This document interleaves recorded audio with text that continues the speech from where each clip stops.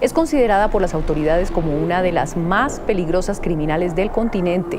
Era tal la importancia de esta persona en el mundo delictivo que hasta el FBI participó. Dice, todo lo que tienes es porque tu marido te lo compra.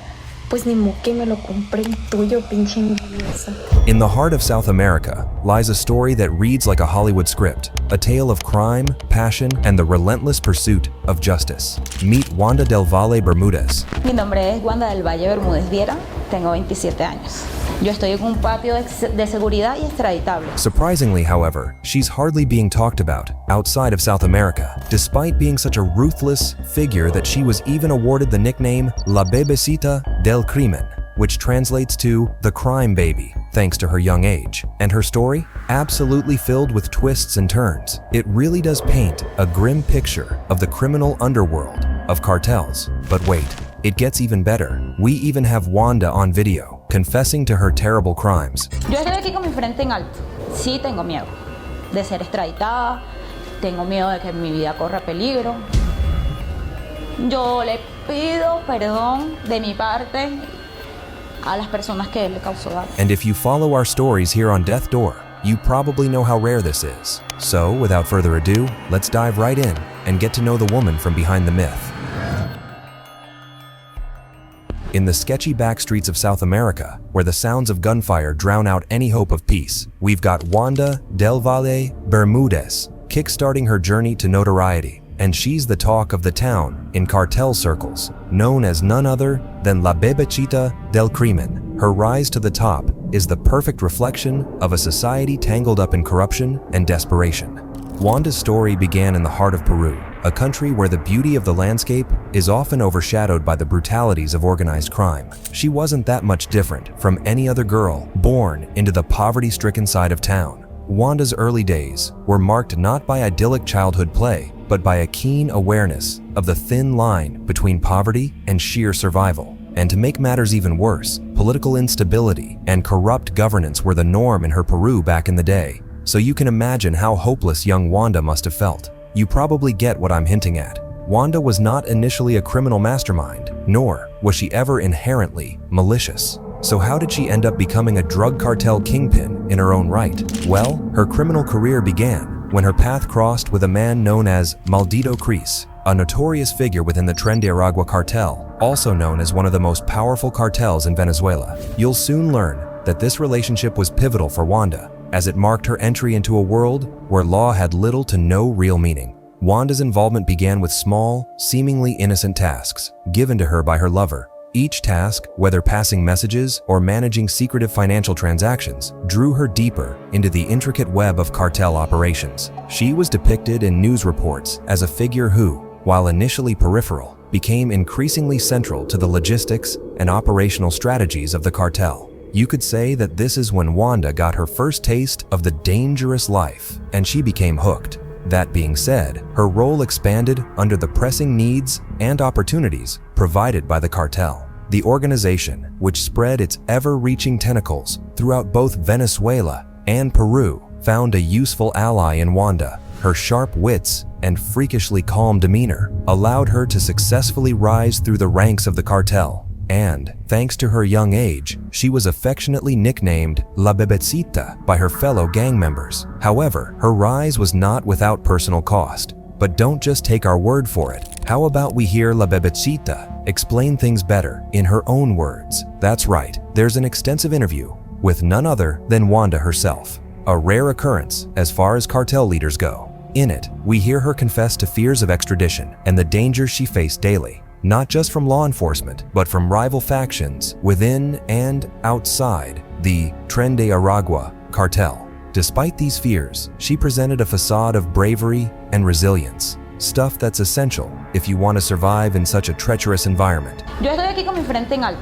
Sí tengo miedo de ser extraditada, tengo miedo de que mi vida corra peligro. Yo le pido perdón de mi parte a las personas que le causó daño. Authorities in Peru and international law enforcement painted Wanda as a dangerous criminal responsible for orchestrating a range of felonies, from drug trafficking to extortion. The stakes were high and the rewards were lucrative. However, as we gather from Wanda's own words, the story isn't all that black and white. No, Wanda's a complex character. So, was she really the merciless cartel leader that the authorities would have you believe? Or was she a more complex character, caught up between what her heart desired and the brutal requirements of cartel life? Y jamás, no, yo no porto armas, yo ni siquiera tengo un arma. Y luego me dicen, ¿quién eres? Que no sé qué más. The bottom line, though, is this. Teaming up with Maldito Chris sealed Wanda's fate with the cartel. And when he bit the dust, things went from bad to worse for her. Accusations were flying left and right, tying her to all sorts of shady stuff, from money laundering to brutal slayings, which ultimately brought Wanda down. So who was Wanda, really? Was she truly the heartless criminal leader she's being painted out to be, or merely a pawn in a game dictated by love, survival, and desperation? Her own words, a mixture of defiance and remorse, leave a trail for us to follow when trying to solve this tricky puzzle. But let's start with the obvious. It sounds hard to believe at first, but in the twisted world of cartels, in drug deals, and heinous acts of violence, Wanda found herself swept up in an intense love affair with Christopher Fuentes, better known as Maldito Chris. To the world, he was this fearsome criminal, a heavyweight in the Tren de Aragua crew. But to Wanda, he was simply Christopher, her companion, the man she fell head over heels for, and ultimately, her downfall. Wanda's connection with Christopher wasn't marked by the usual dates and dalliances of typical courtships. Instead, their bond was forged in the fire of clandestine operations and whispered secrets. While authorities pegged her as a co-conspirator, fully complicit in the cartel's deeds, Wanda's account painted a picture of a woman led by her heart straight into the most brutal criminal organization South America has ever seen.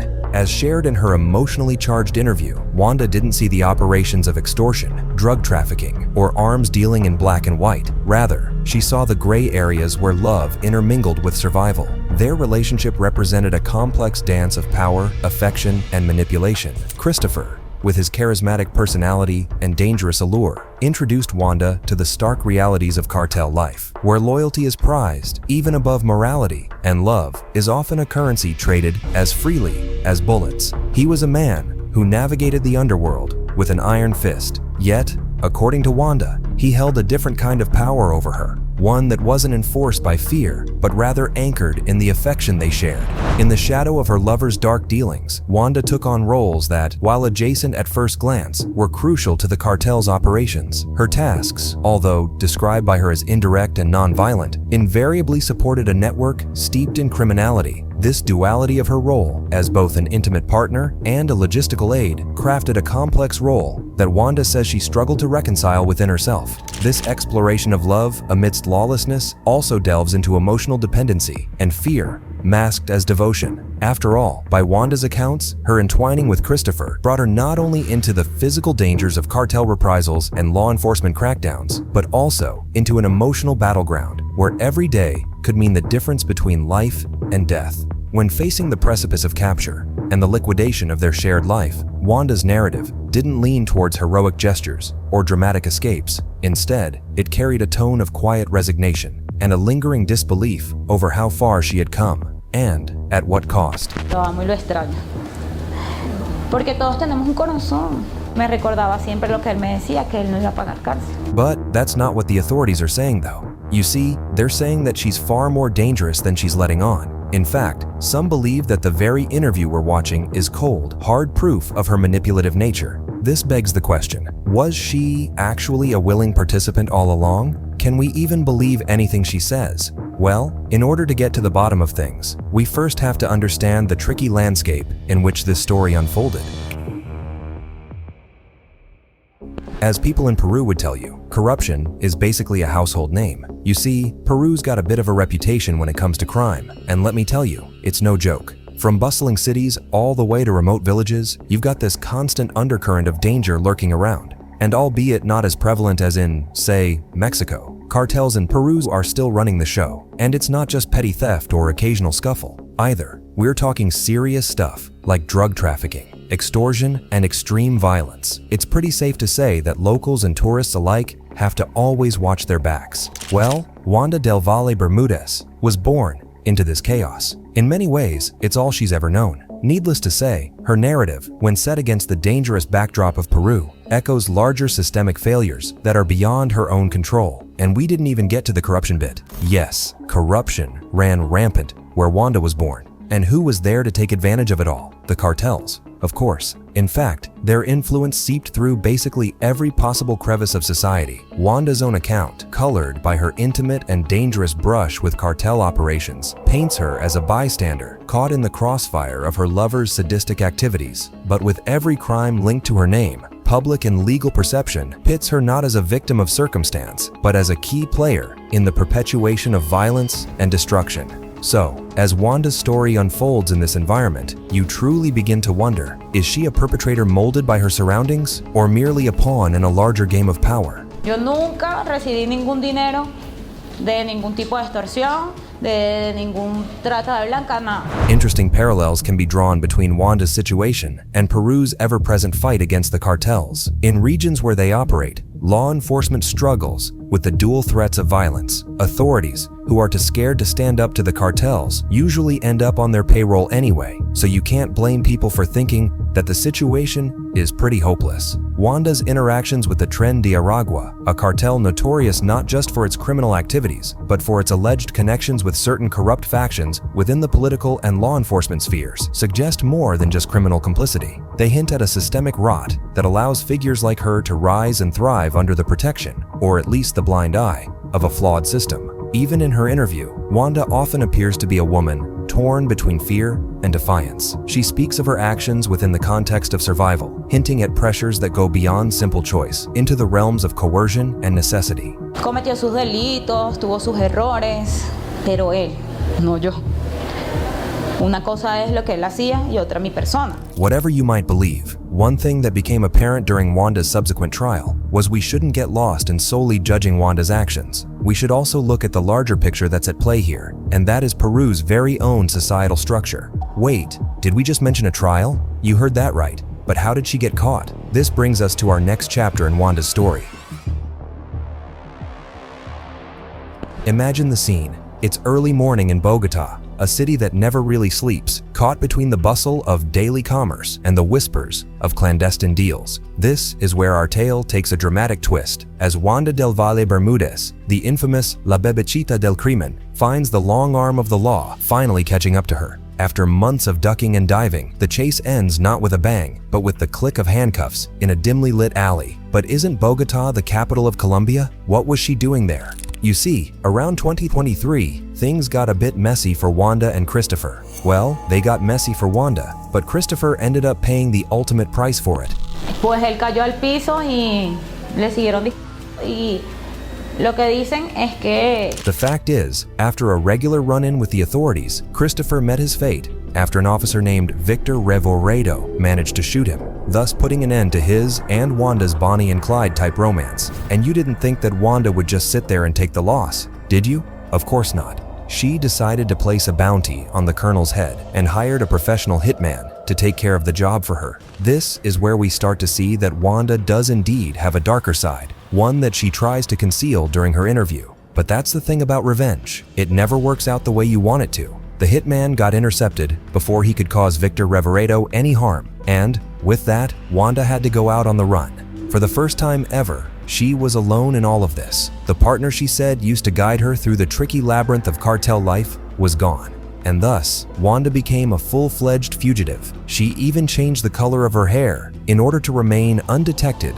for as long as possible, as seen in her arrest pictures. Although, if you were to ask her, which thankfully someone did, she'd tell you that she did that merely out of consideration for Christopher's personal taste in women's hair color. Mi cambio de color de cabello lo hice por Christopher, no porque me estuvieran buscando. Wanda's capture wasn't just about putting handcuffs on a fugitive. It was an action-packed epic drama featuring a cast of law enforcement from Colombia, Peru, and the FBI, turning it into a veritable feast of international cooperation. There's adrenaline in the air, hearts racing, and behind it all, an intricate dance of diplomacy and law enforcement tactics knitting together the efforts across borders. Here's how it went down. Tips had been pouring in, sightings here and there, whispers in the underworld, until the pieces of the puzzle began to form a coherent map.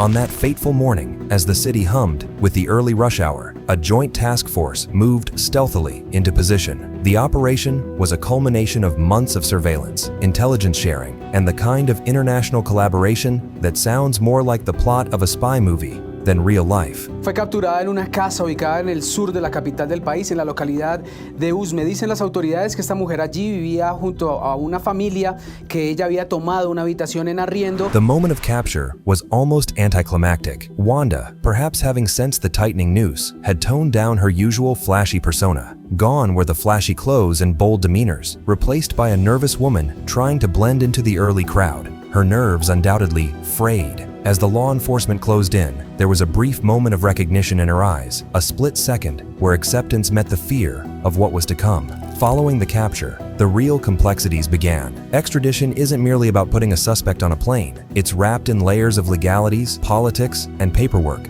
Each country has its own processes, and navigating these, finding common legal ground, was a task that took weeks of negotiations and deliberations. Here, the saga of Wanda del Valle Bermúdez morphed from a tale of crime into a case study of international law. That being said, diplomats from Colombia and Peru pored over documents, argued over jurisdictional nuances, and slowly stitched together the framework that would see Wanda extradited to face charges in Peru. This is where things really get tricky. She claims she didn't do anything wrong. Unfortunately for her, however, her whole life and alleged crimes are now being dissected under the unforgiving microscope of justice. Inside the courtroom, the atmosphere is nothing short of dramatic. Wanda's every move ever since entering the cartel is now put into question. This is when the interview we've been covering actually takes place. While awaiting a verdict for her extradition, the interviewer asks Wanda why she didn't turn Christopher in. That's a pretty relevant question. After all, if she was forced to operate within the cartel, why didn't she make a run for it? Well, Wanda doesn't seem to mind clarifying this issue either. Y no sé si era mi responsabilidad ir a entregarlo. ¿Quién entrega un familiar? ¿Quién entrega a una persona que ama? No sé si era mi responsabilidad, no lo hice. A lo mejor ese fue mi error, pero yo no lo iba a entregar a él. Well, that kind of makes sense in the grand scheme of things. Wanda and the media seem to agree on this one thing. She really was in love with Christopher. Lo amo y lo extraño. Porque todos tenemos un corazón. Me recordaba siempre lo que él me decía, que él no iba a pagar cárcel. But what about the other stuff? You know, the hiring of a hitman, the money laundering, the alleged violence? Yo nunca recibí ningún dinero de ningún tipo de extorsión, de ningún trata de blanca, nada, de absolutamente nada. Pues fíjate que yo hasta trabajaba, yo era comerciante informal. Be that as it may, but she still wasn't shy about throwing Christopher under the bus as well. Hay videos de Christopher atracando, hay videos de Christopher en muchas cosas. Porque yo tampoco me voy a poner como el bueno, no. She then goes on to say that she had no way of knowing what her husband was up to, since she never cared to ask. Tú vas a preguntarle a tu esposo, ¿de dónde tú sacaste la plata para el regalo? Y tú crees que amor, pero ¿dónde? No, yo arreglaba mi bolso y iba. I'm going to let you decide if this makes any sense. Either way, some people seem to believe that there's some truth to what Wanda's saying. After all, we can't judge how couples navigate their joint finances. One thing is clear though, they sure like to use those funds to party. En ningún momento pues yo sabía de dónde venía su dinero. Y pues todos tenemos derecho a distraernos. Algunos de una manera distinta, otros de mejor manera. The stark contrast between Wanda's public image and her own reasoning for doing the things that she did is shocking to say the least, and people can only guess as to which one's the real Wanda. But the thing is, perhaps not even Wanda herself can answer such a difficult question. It's pretty possible that she's so enmeshed with her lifestyle of crime that she's no longer able to differentiate between the two. As the trial progresses, the blend of fact and fiction, the interplay of media narratives, and the emotional pull of human interest are certainly enough to make your head spin. Wanda's tale is dramatic, no doubt. From the dizzying heights of power within a notorious cartel to the stark confines of a detention cell, her life reflects broader societal struggles against organized crime in Latin America. The issues at play, corruption, justice, societal inequality, are larger than any single individual. Yet through Wanda, they develop a human side. And it's not just the love that bound Wanda to Christopher. They even have a child together. Wanda says he's still in Peru, anxiously awaiting her return. Y que me hace llorar porque me dice, mamá, tú eres todo menos lo malo. And what if she's innocent, after all? Can we ever know for sure? Imagine a world where we can focus more on reformation instead of the more traditional punishment methods. Would Wanda stand a chance? Her impending trial and potential punishment might be a relief for some, but it also begs the question, can a criminal ever be reformed? We'd love to hear your opinions on this. Feel free to share your thoughts in the comment section below. Also, if you've enjoyed our video, then please give it a thumbs up and make sure to hit that subscribe button so you can always keep updated on all things cartel. Until next time, stay safe